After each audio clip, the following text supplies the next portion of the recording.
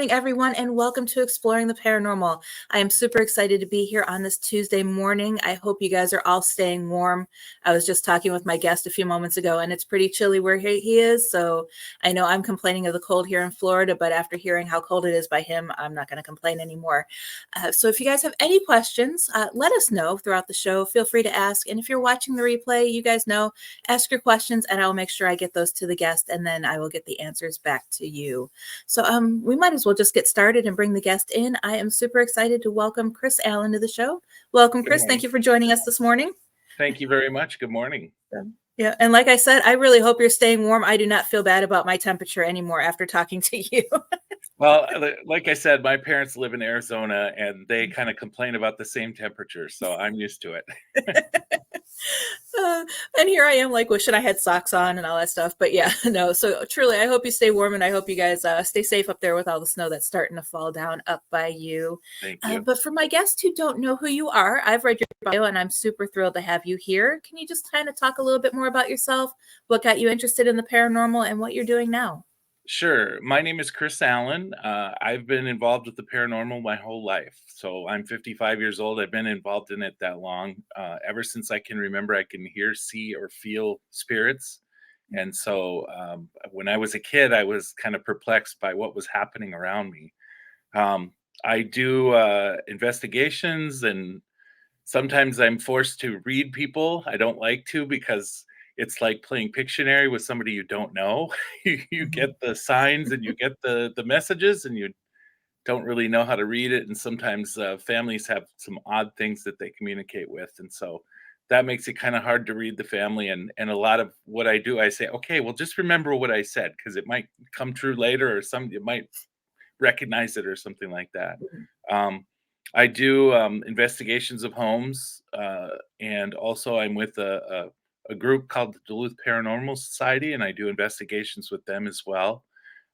We've been to some of the most haunted places in our area. One of them is the William A. Irvin, which is docked down at the docks by our Duluth Entertainment and Convention Center, and it is haunted.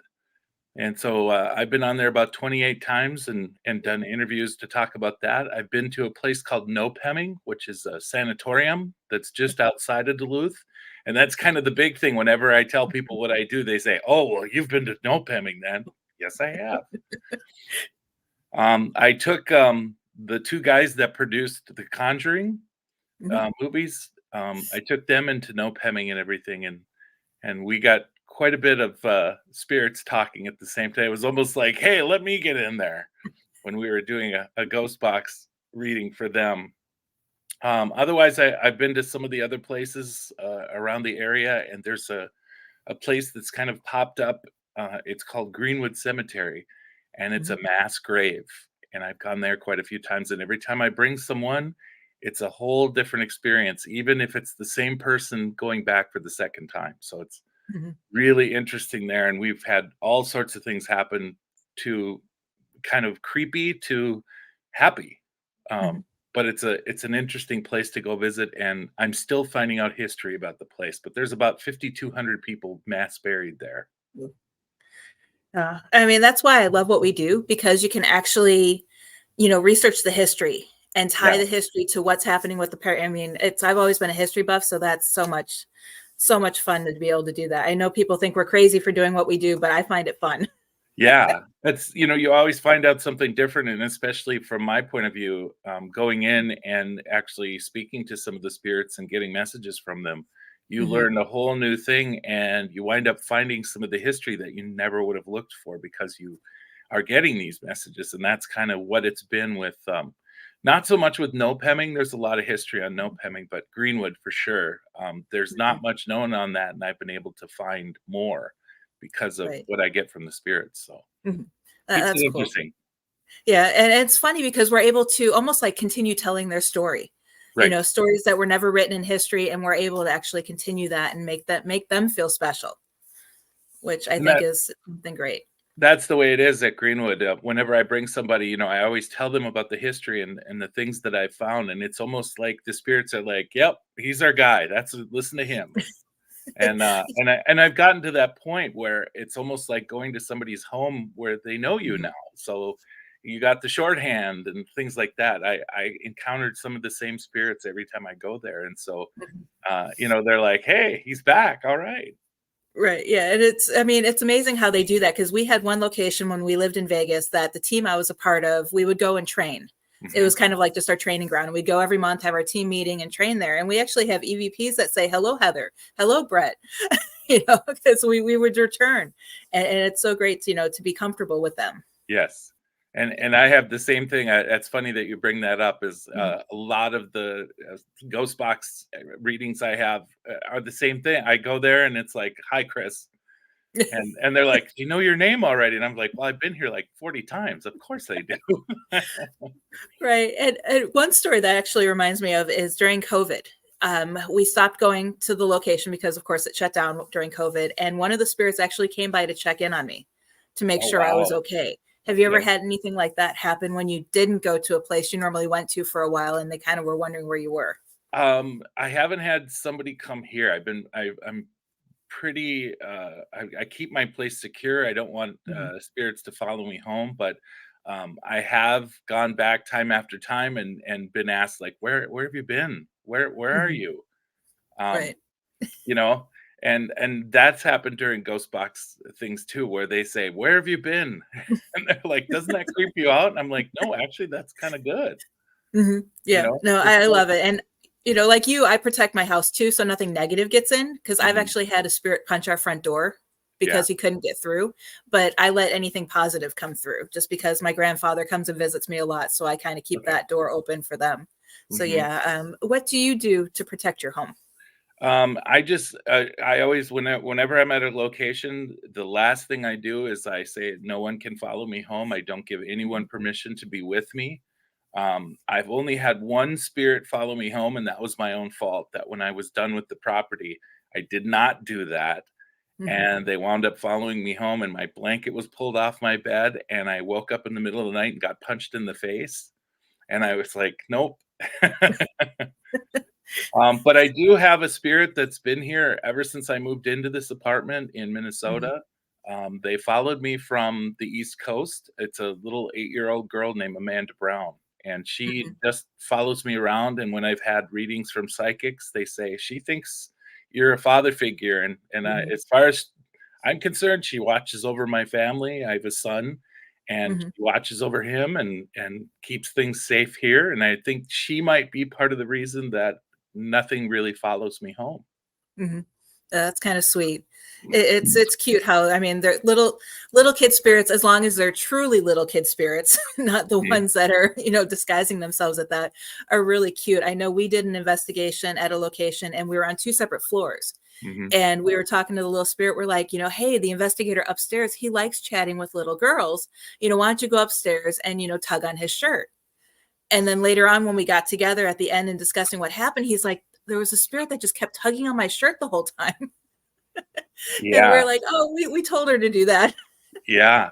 We've done that too. And we were also like you said, you have to be careful that it might not be a little girl. They're just using a little girl to Right. get across to you so that you kinda open up more, and Mhm. so we've encountered some spirits that are not little girls, but they use that to get in. So, Yeah, yeah, yeah. you There's do have to be careful. lots of stories about that, I know there's one location, I believe it was Fox Ridge Park out in Vegas, Okay. where, I mean, I haven't got any evidence that that park is haunted, but a lot of people say it is, and one of the stories is that there's a little boy on the swings, and when you approach him, his eyes turn red, and he evolves into a demonic figure. Okay. And so, you hear stories, I mean, granted, a lot of them are just stories, Yeah. but you hear that a lot. And it's, a lot of people in their homes, they start talking to this little child, and next thing they know, they're, dealing with tons of activity. Yeah, one thing I always tell people is, um, be careful. You may think it's a relative, and they may be using that Yep. to make you vulnerable and Mhm. do more to you, and all of a sudden they wake up with scratches. They're like, "I don't know why my uncle would scratch me," and it's like, well, you have to be careful, don't just like when you meet a person, don't just take them at face value. You don't know them yet. So I always tell people to do that. And the other thing is too, ask a few more questions. Make sure that if you're encountering somebody, a spirit that you think is a family member, maybe get some more questions. If there is somebody there Mhm. like me that can speak to them, Mhm. ask some more questions. Make sure that this is the person you think it is, rather than, well, I'm going to open my home up to whatever, you know.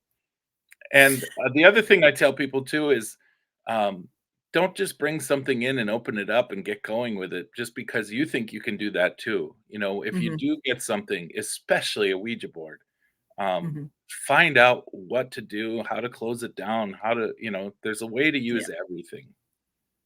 Mhm. Yeah, and actually, that brings me up to a question real quick, but I want to welcome everybody who's watching real quick beforehand. York, welcome to the show. He says, interesting information, my friends, and he's glad that this is live because he loves hearing the stories. And then Mike is here too. He says that he can't stay long, so glad you're here while you can. And he's just watching for a few minutes. And Mike, you could always catch the replay if you want to see everything else. I'll have that posted tonight. So, but one debate that I get into a lot with people, because I actually do a presentation with Joe Frankie about to Ouija or not to Ouija is the title Okay. of our presentation, where I take the to Ouija side and he takes the not to Ouija side. And Okay. the one thing where we always agree is that using a Ouija board is actually no different than doing a spirit box session or an EVP session. What Right. are your thoughts on that? I agree with that and I disagree with that. Mhm. I agree with that because you do kind of open up a little bit with a ghost box, and you open up with a Ouija board, but Mhm. with the ghost box, you can make that part of your close down at the end. It doesn't have Mhm. to be something you do just for the ghost box. Whereas with the Ouija board, I just feel like you have to be a little more careful. You have to Mhm. close it down when you're done with it. I know a lot of people that use crystals or things like that, and I kind of feel the same way about. I group that into the Ouija board kind of thing. It's like if you're Mhm. going to use that, you're kind of using it to open something up. Right. Make sure you close it down. Make sure you know how to use it. I know that we've got some interesting information through a Ouija board, so I'm glad we used it. But Mhm. one of our girls took lessons and actually found out how to Yeah. use it correctly. And most of the time, we only use it when she's there so that she can Mhm. close it down correctly. Yeah. Yeah, I know. I interviewed the board of directors for the Talking Board Historical Society, and they had some interesting stories. And one of the girls from there, she actually wrote a book, a children's book, that she channeled her cat. Oh wow! And it's really interesting. And then you have others in the society that just collect the boards because they want to, preserve the history. So Hmm. it's interesting to hear the different perspectives on how they all handle the boards. So yeah, I truly do agree with you that you really need to know what you're doing Yeah, before you just and dive I in. think it's that way with anything, any tool that you Mhm. use for this craft, I guess, for lack of a better word. I Mhm. think you should know what you're doing ahead of time and know how it works so that you use it correctly. Because even with a ghost box, it's like I approach it as a person, and when you walk into a room, you wouldn't walk in. I wouldn't walk into you and say, "What are you doing here? Why are you here?" I would introduce myself and maybe try to find out Yep. your name, and then Mhm. start to ask the information after you've introduced yourself. And I Mhm. find that to get more information when I approach that way, rather Yeah. than just walking in cold and start spouting off questions like the guys on TV sometimes. And Yeah. in all fairness, the guys on TV, you don't see them walk Mhm. into the room. Most of the time, they just pick up where they got all the action. Right. Yeah. And new investigators don't realize that. They think you Yes. just go in and you start, if you're here, push me. It's like, no, don't ask that. Don't do that because you might get the wrong thing push you, and then you'll be sorry. Yeah. Right. But I do something similar is I'll walk in and I'll actually just sit down on the floor and, I'll introduce myself, talk a little bit about myself. And I even ask them if you have any questions for me, feel free to ask, Mhm. Yeah. and I don't see that a lot when I investigate with other people. No, and the other thing people should do is, just the most minor of things when you get into a room, say who you are, introduce yourself, and then say what time it is and what room you're in, because Hmm. when you go back and you're listening to your evidence and you're like, "Wow, we got a spirit voice that came through," then it's like, "Well, where did it come through?" "I don't know." We had that on the one team I was on. The other members were like, "Hey, can you help us analyze our evidence?" And we're, some of us weren't there, so we're like, "Okay, where did this happen?" I Mhm. don't remember. Yeah. It's like you need to tag it the best you can. Especially when you're doing it by yourself, like when I've gone into homes by myself and I listen to it later and wind up finding more information that I got than when I Mhm, was there. You got to be able to say, well, when we were in the bedroom number 2, that's where I got the information, and then it might match up with something they know as well. They might say, mhm, oh, well, that's what happened there, or that was my dad's room, or something like that, and we can kind of pinpoint maybe who we're talking to. mhm. Yeah, and I also found you can do it so it doesn't seem so clinical. Hmm. Like, sometimes I'll walk into a room and I'll be like, if we're in a museum, I'll be like, "Oh my goodness, I love being in the dinosaur room. What do you do in this room around 8 o'clock at night?" Yes. Type of thing. There's ways to tag it without being like, "Oh, we're in the dinosaur room and it's 8:02 PM." Yeah. And sometimes you have to do both, Right. it depends on who you're out with and also Mhm. where you are. Like you said, Right. if you're in a huge museum, that is the greatest way to do it, Mhm. Yep. because you never know what you're going to encounter, and there's so many rooms. Like we're going to be doing the Fairlawn Mansion in Superior soon, Mhm. and there's so many rooms, and it's been so many things. It was a mansion, it was a children's home, it was a restaurant. Mhm. I mean, there's just so many things it's become, and so we have to make sure we tag everything when we go in there. But I think that's going to be probably the approach we use. Is here Yeah. we are in the pool room, and you know. Right. It makes it flow better, I think, Mhm. and it also includes an EVP question Yeah, and besides also who are you and the rooms are so small, we're probably gonna be in 2 or 3 rooms at a time, Mhm. and so you can say, "Okay, we're starting in the red room, and then we're gonna move to the blue room," and, Mhm. as you move along, you can keep them all in the same recording as long as you stay where you are. Right. Yep. Yep, yep, yep. And Nathan, welcome to the show. Nathan's watching. He says a misconception due to how the shows make investigations look compared to how they actually are in person, going back to when we were talking on the shows. Yeah, a lot of people think that when it's kind of like when you watch the show ER. You think that Mhm. all the ER people, they're running around and it's always people dying and they're bringing them back. And with investigation, they think that we walk into a place and we get a million things and we're all jumping around and screaming. And Mhm. I say, okay, this is my imitation of going to an investigation, and this is 90% of the investigation, Mhm. and that's it. You sit Yep. there. Exactly. And York says, yes, all your information is wise for people. Good show. Thank you both. Well, thank you for watching today. Yeah. Yeah, I know. One of my favorite things is we filmed a documentary when we were back in Vegas, and ever since then, when we're asked to go on an investigation, the Hmm. first question we're asked when we arrive is, "Where's your film crew?" Right. And it's like we're not followed by a film crew. That was like 2 weeks worth of filming, and then we were done. We're Well, it's and, like, a lot of people think that we have all these extravagant cameras and everything, and really they're mhm, little white closed circuit TV cameras, and we right, walk around with little handhelds.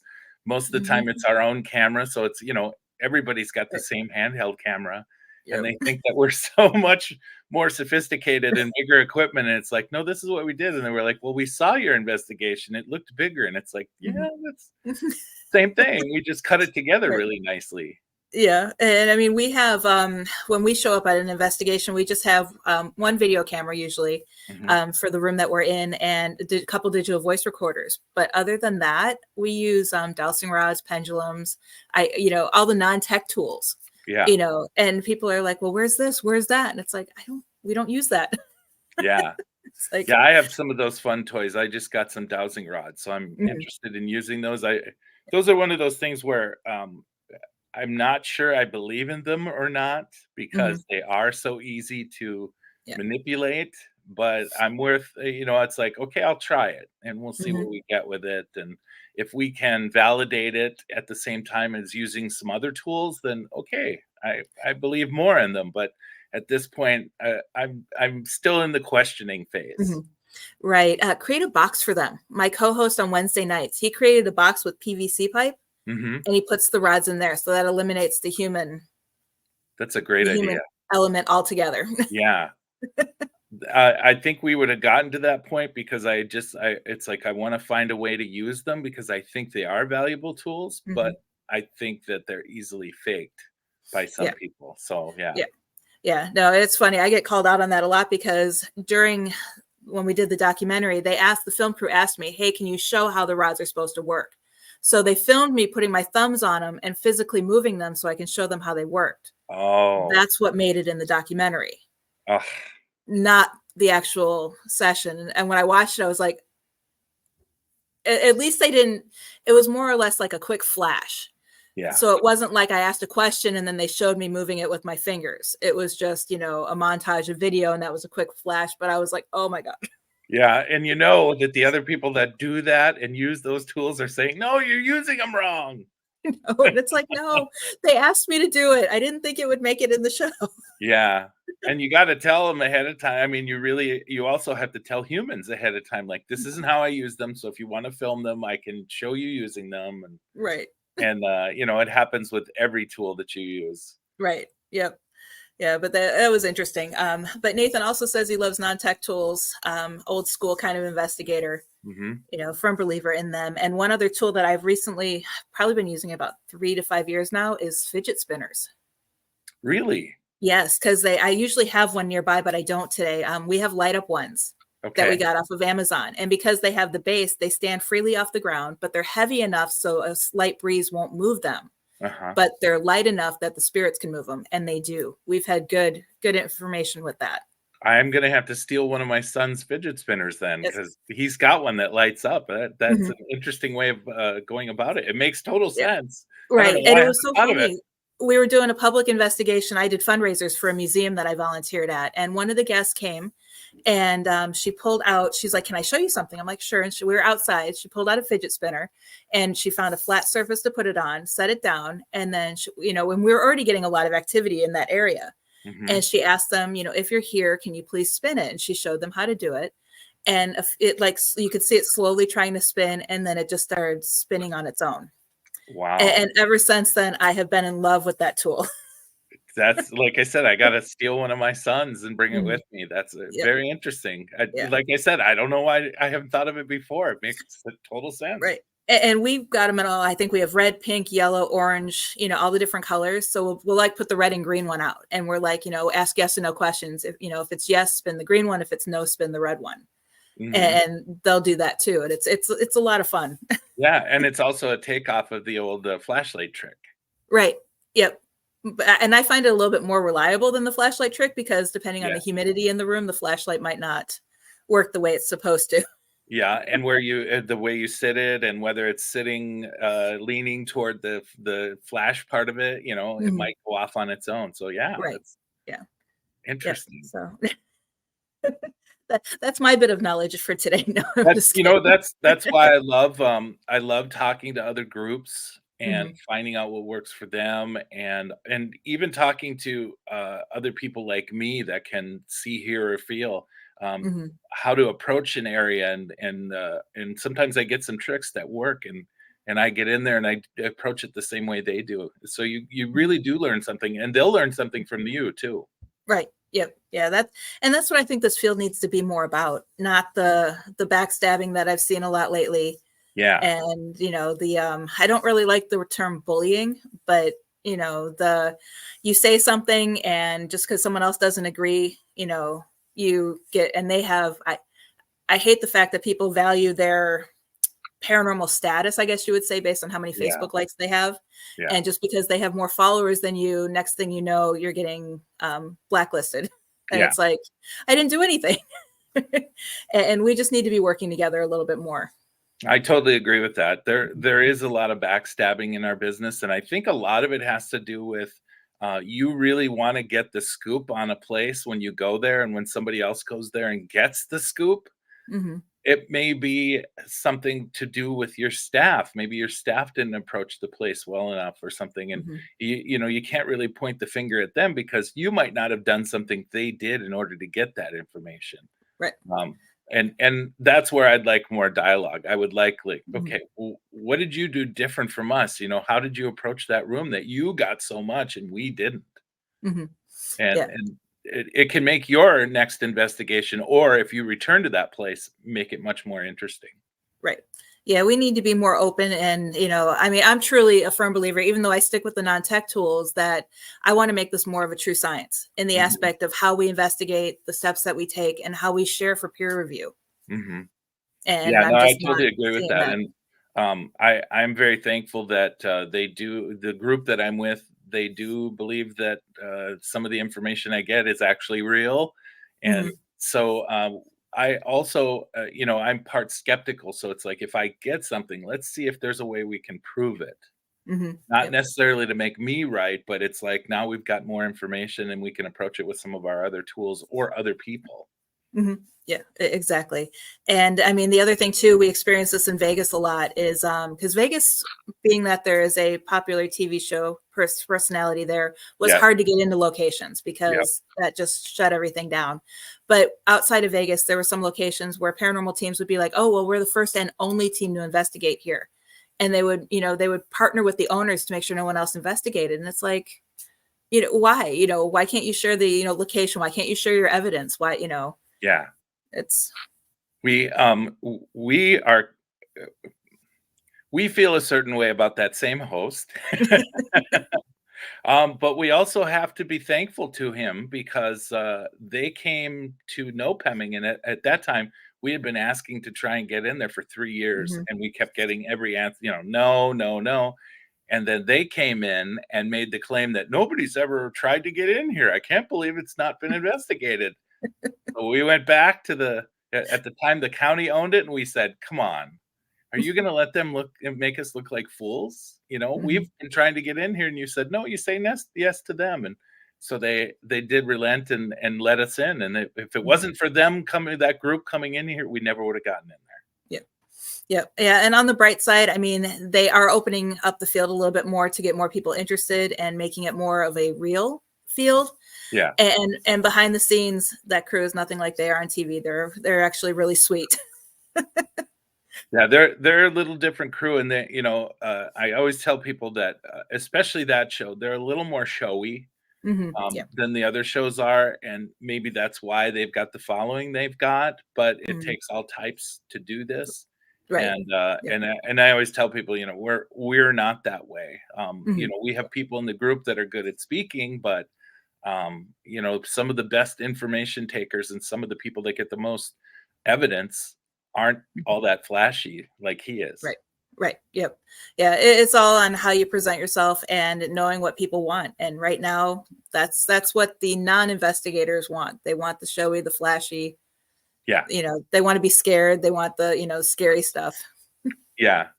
I know when we take, people with us, and we're gonna be doing that for the Fairlawn Mansion coming up, Hmm. is we're gonna have some people that don't do this, and they just wanna be a part of it, and, a lot of people are already like, "Don't you get scared?" And I'm like, "If you know exactly what we did," and even when we get information, we don't always know we have it. We Right. don't discover it till later. We were just at a haunted location north of here, and we didn't know we had some things happen. When we went through, it was boring, and we didn't think we had anything. And then we watched some of the film and everything, and it's like, oh, Hmm. look what we missed. Look what happened when we weren't in the room and stuff like that. Hmm. Yeah. It's always interesting. I always tell people that the living scares me more Yeah. because someone shared a video with me last night actually, and a face comes into the far corner and Hmm. looks right into the camera, and I'm like, I personally don't think it's a spirit because it was too intentional. Hmm. And then they talk to the person who sent them the video, and they're like, well, they really do believe that they might have had a prowler on their property at night. I'm like, okay, well, that scares me more, thinking that that face was a person Yeah. and not a spirit. Or from the way that the room is built or the lighting is, you see a face appear, and then you realize, wait, that looks like the guy that we just saw 5 minutes ago. And Right. you find out that the way that the room is built, that it actually projects their face over in a different place. And Hmm. so Yeah. you do have to pay attention. Yeah, but yeah, that once he said that, I went back and watched the video again, and it creeped me out the second time watching it because, oh my God, that could be a human Yeah, prowling on their property. It was like, oh no. yeah. Oof. Yeah, and you also have to look for things, like you mentioned before, maybe when their eyes light up or something like that, you wanna Mhm. look for things like that. Yeah. Yeah. So, and since we're on the topic of nighttime video cameras, what is your Mhm. take on orbs? Yeah, I have Always a to heated say, debate. yeah, I'm in the group that I don't necessarily believe in orbs because they Mhm, can be so many other things that uh, making them into a spirit is sometimes a stretch. mhm, I think if you can see them without a camera and then you film it, it's more believable. mhm, But a lot of the times it's people get it in their camera and then they think it's something. mhm, And same with us, I finally got it to the point where okay, we've got to look is how does it move and what is it doing, before we say that's an orb. mhm, And most of the time we can explain it away with dust because most of the places that you do investigate are old and haven't been cleaned for a while, and people don't go there because they think it's haunted. So you come in and you stir up everything, and your nighttime camera picks up all these orbs, and mhm. that's happened so many times with me that even hate using that footage. Right. If somebody sends it to me and it's during the day, and they captured it with their camera during the day, that's a different story. I might look at it and see if they can get it again. Mhm. But at night, yeah, Yeah. most of the time, a night camera can make whatever seem like an orb, so Mhm. I Yeah. tend not to believe in them. Mhm. Yeah, I'm on the same page. I've only seen one, and Mhm. it was with my own eyes at Triangular Field in not Vegas, in Gettysburg. Oh, Gettysburg. Oh, yeah. Yeah, I think I would believe anything from yeah. Gettysburg. It was a bright red light that I saw come out of the trees and hover over the field. And colors make a difference too, if Mhm, it comes up with a color, okay, maybe we should examine this a little further, but if mhm. it's white and it moves like a bug, it probably is.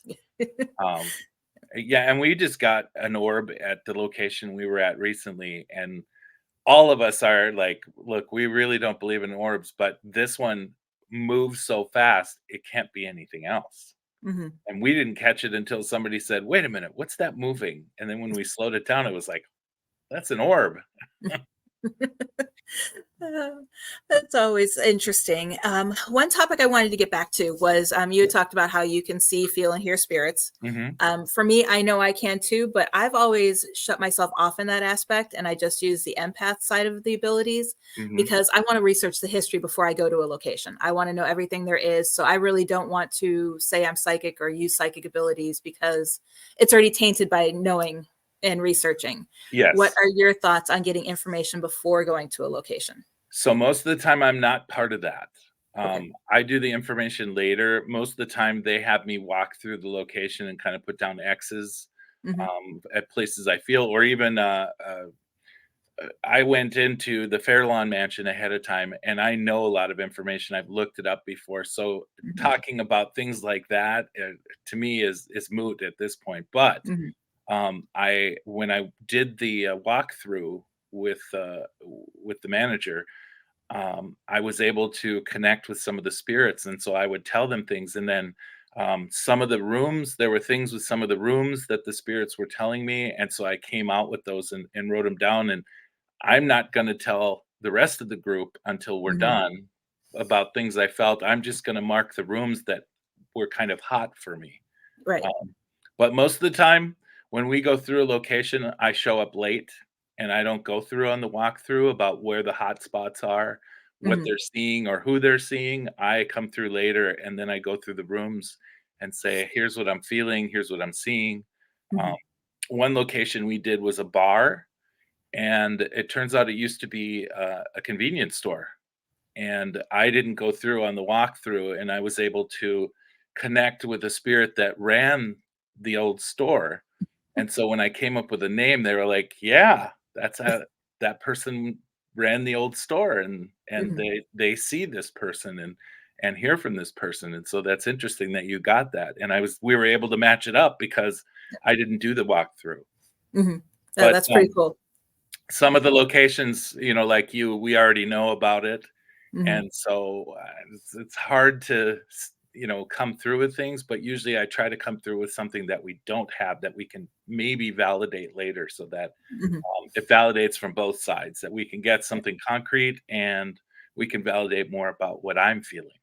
Mhm. rather than, would they tell us that there's a woman that's in this room, and then I say, "Oh, there's a woman in this room." It's like, Mhm. to me, that's non-information. Right. Yeah, I know. And we don't work with psychics too often on investigations, but the few times that we had, we didn't even give them the address. We Mhm. actually went and picked them up.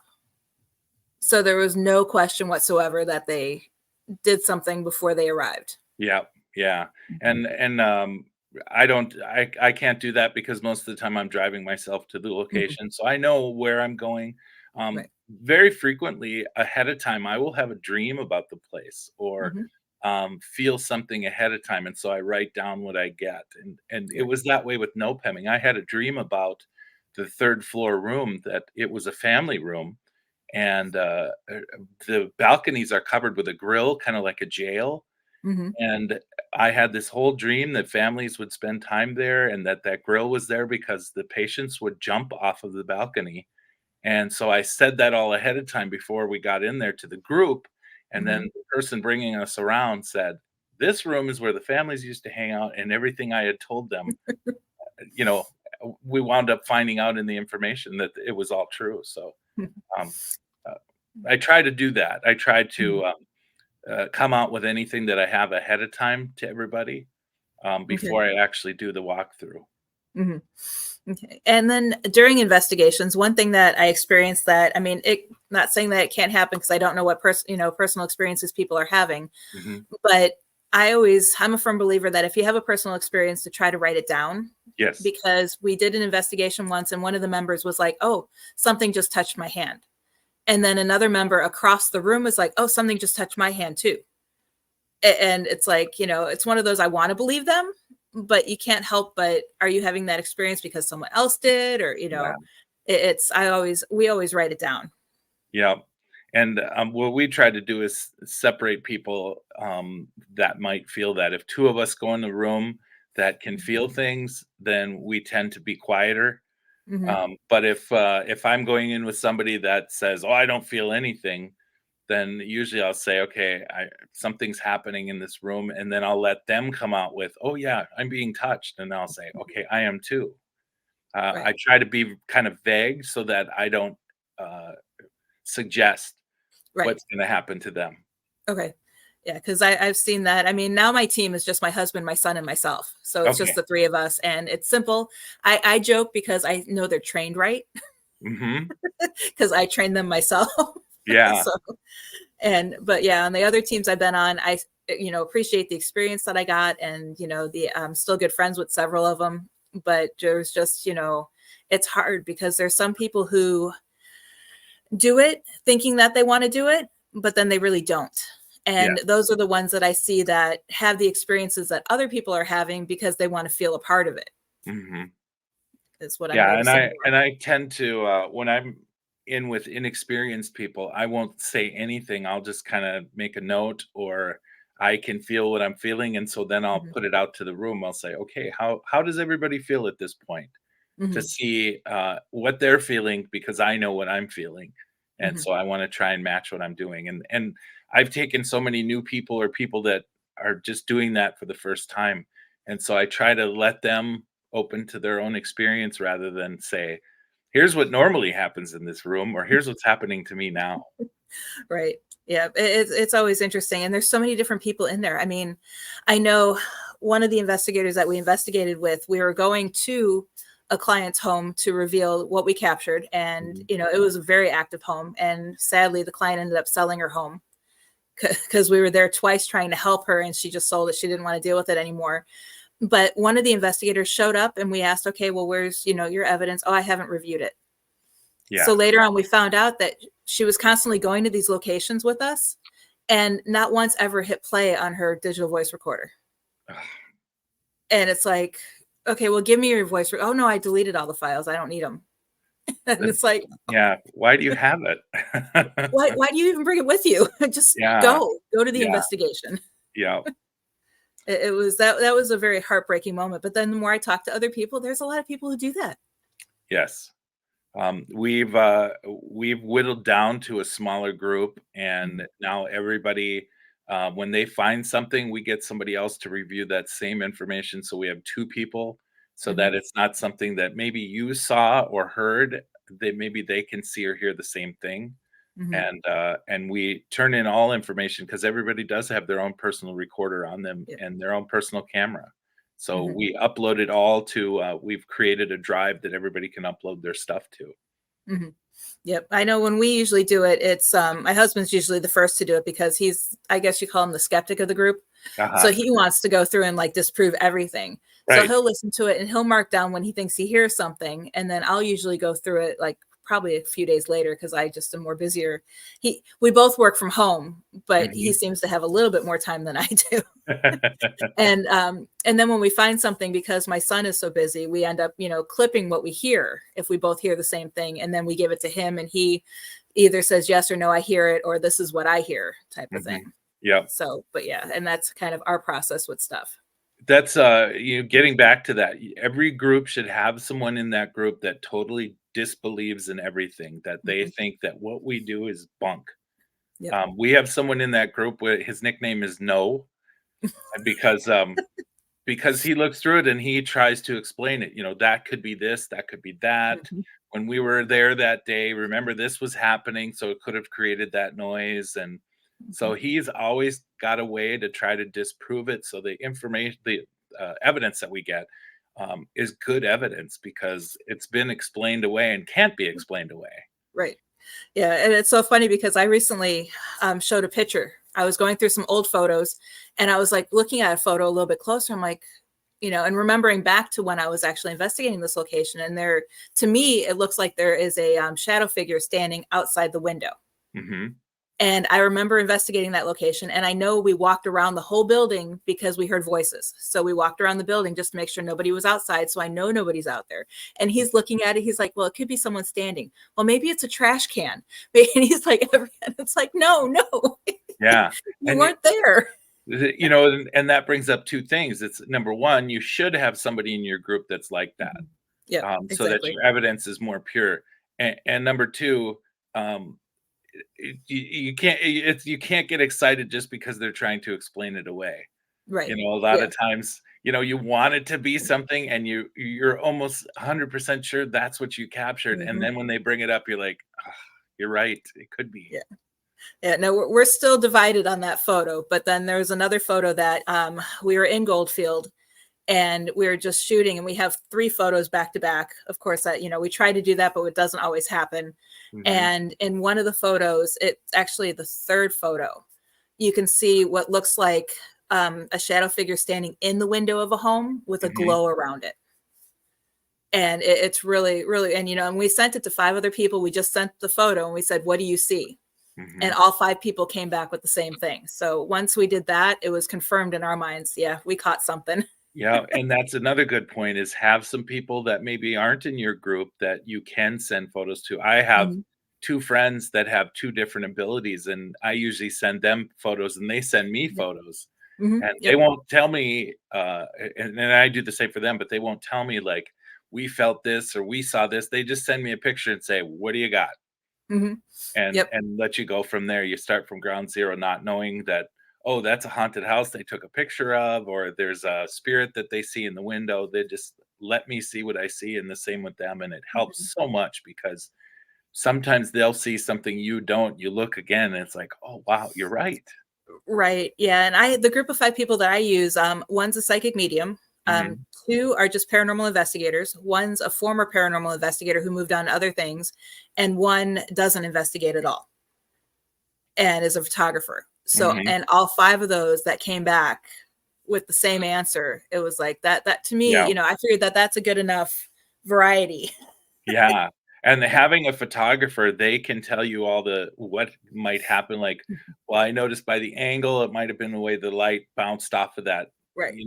Yeah. I know with when you're in a place that has, wood for, walls, Hmm. a lot of times it's the whatever is used to paint over it to give it that nice wood feeling. Sometimes that does reflect light, and you get Hmm. pictures that you think are spirits, and they really are not. Right. Exactly. And I mean, I majored in photography in college.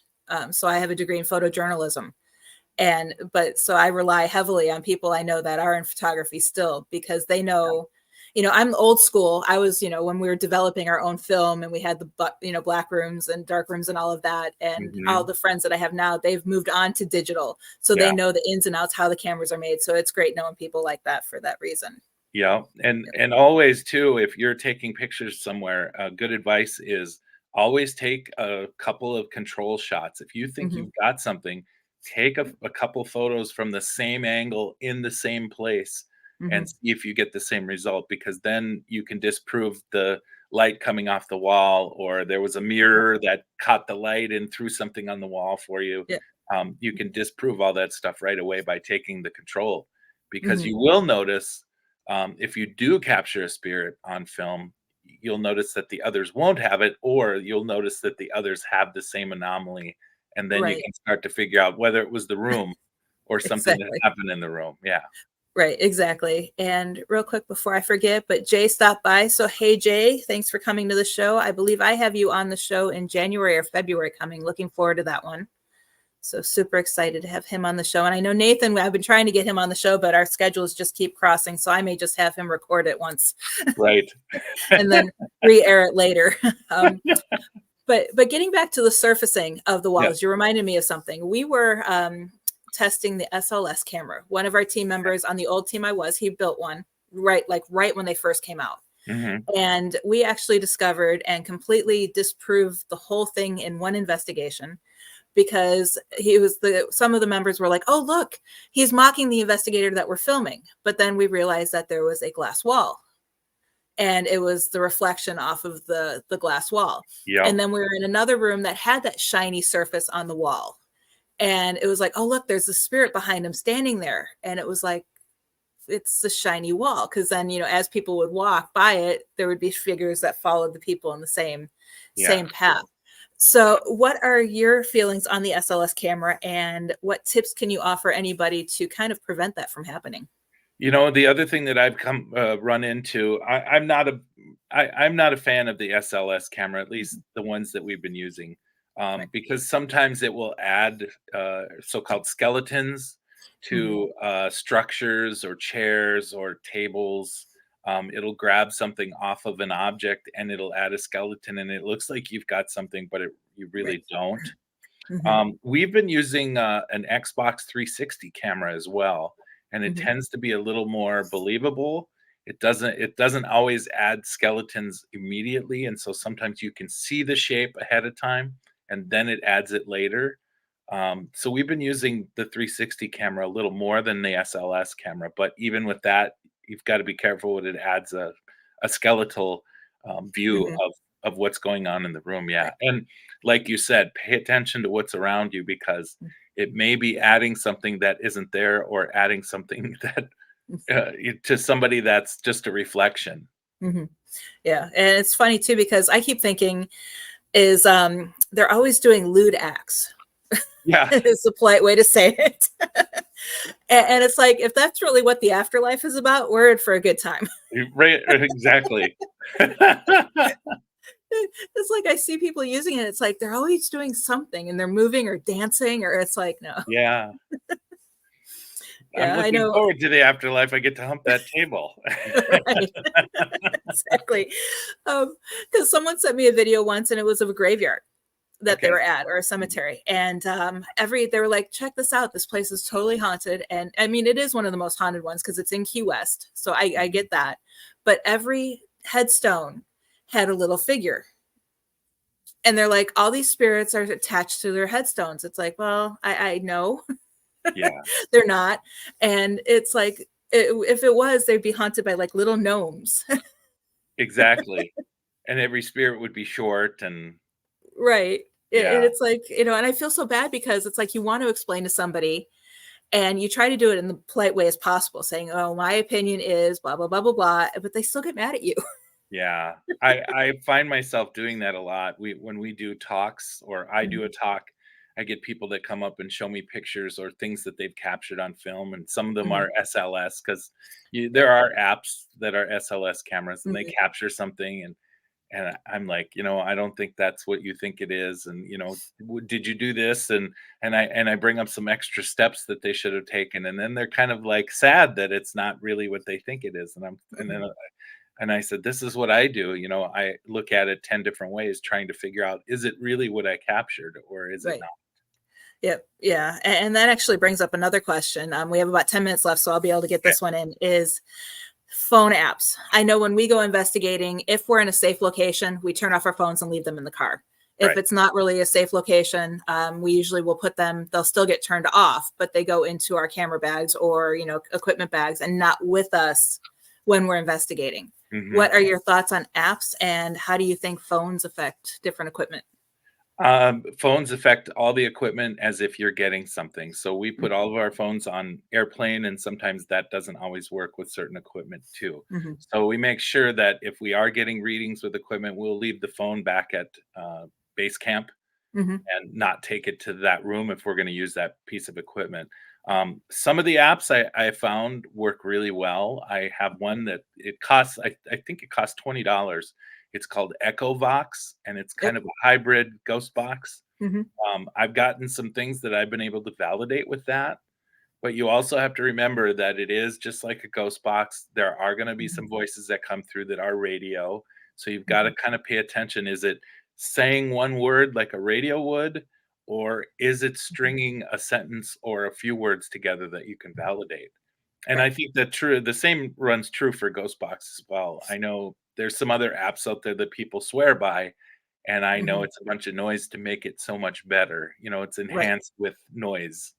Exactly. And so you've gotta, if ever I use that app, then I know that noise is there, and so I know what to ignore, but somebody that doesn't do this all the time and isn't used to that, you've really gotta be careful with something that you trust. Mhm. Exactly.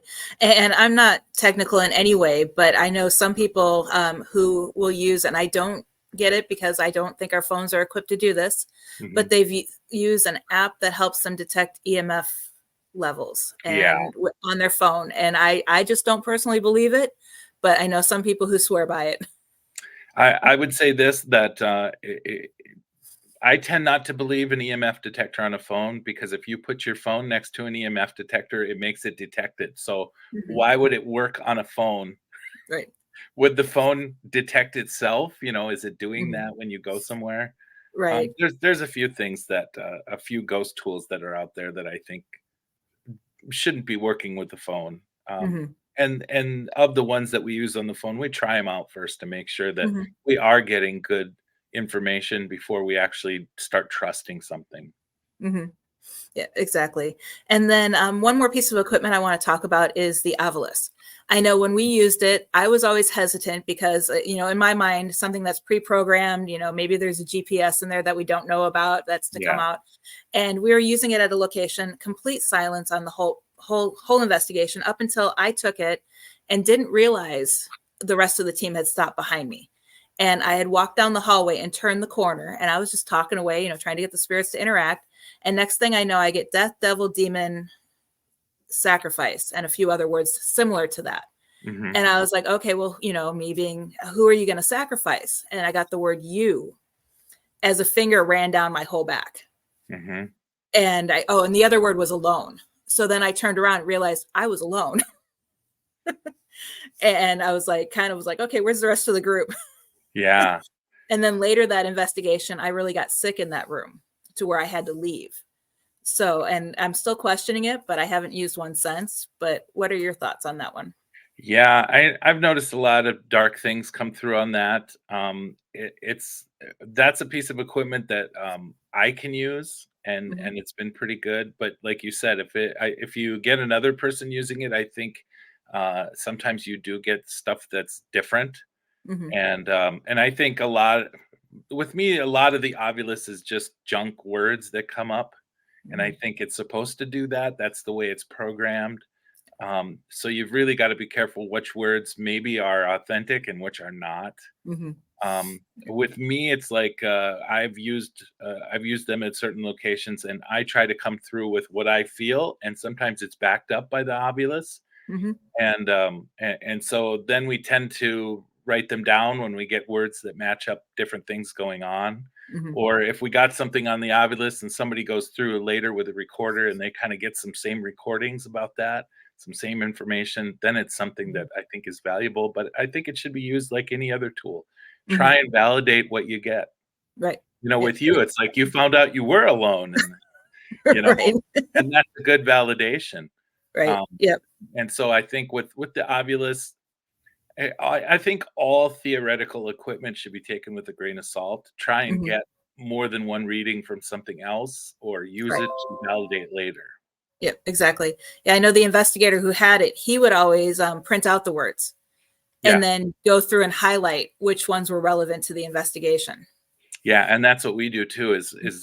I there's no way for me to print it, but I'll save it and then Mhm. upload it to our whatever we gather, our Right. evidence, and Mhm. that way we have those words to say. Well, when I was in there, I felt that, or when I was in there, this happened, and so Right. that validates that word. And Mhm. Yep. yeah, I think with anything that you get, you should have two ways to prove it. Exactly. Yes. Similar to like we were talking about earlier, to have something to back up your psychic Hmm. feelings or, your thoughts that you have or, the information that you're getting. Yeah, yeah. So perfect. Well, this has been a great time chatting with you. I'm super excited. Can you let everybody know where they can find you and what you have coming up? Sure. Well, we're going to be going through Fairlawn Mansion in Superior, Wisconsin. That's the old mansion of Mr. Billings, who used to be the governor of Wisconsin way back when. We're going to be going through his home, and we're going to be posting that. We'll probably go through the end of January, and we'll be posting whatever we find in March, and also having a big reveal. So, because this is the first time they've let somebody in there, so this is kind of a big deal. Yeah, that's Um, cool. Otherwise, if you want to get a hold of me, my email is chrisallenradio@gmail.com. And you can also use that for the website, chrisallenradio.com, if you want to get a hold of me. And I'm open to any questions. And also, Duluth Paranormal Society.com is where we post most of what we find. So you can find us there too. Okay, perfect. And I will make sure I get all of that on my Facebook page as well as on the YouTube video when I upload it to there. And if anyone's watching the replay, feel free to ask any questions you have. I will make sure that I send them to Chris and we get you the answers that you are asking. But to catch the replay, you can go to YouTube at just change at Heather Lee PhD. And then on Facebook, it's at Exploring the Paranormal Show. And we return next week with special guest Alex Matsuo for an interesting conversation about her books and her paranormal experiences. And then mark your calendars for our last show of the year. We have C.L. Thomas joining us December 12th to talk about some of her books. And as a reminder, we do not have any shows December 19th or 26th. We're taking the rest of the year off for the holiday, but we will return on January 2nd with special guest Resnick. It was always a great conversation with him, so I'm looking forward to having him back on the show. So Yeah, again, Chris, thank you for joining me today. Super excited. I'm glad I was able to get you on the show. definitely. Thank you for having me. I appreciate it. Thank you. And I will definitely be in touch because I'm sure we'll have you on the show again in the future. Yes, I'd love to come back. Okay, perfect. Thank you so much. And you all have a great day.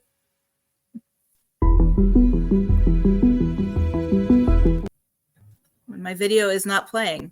So Editing.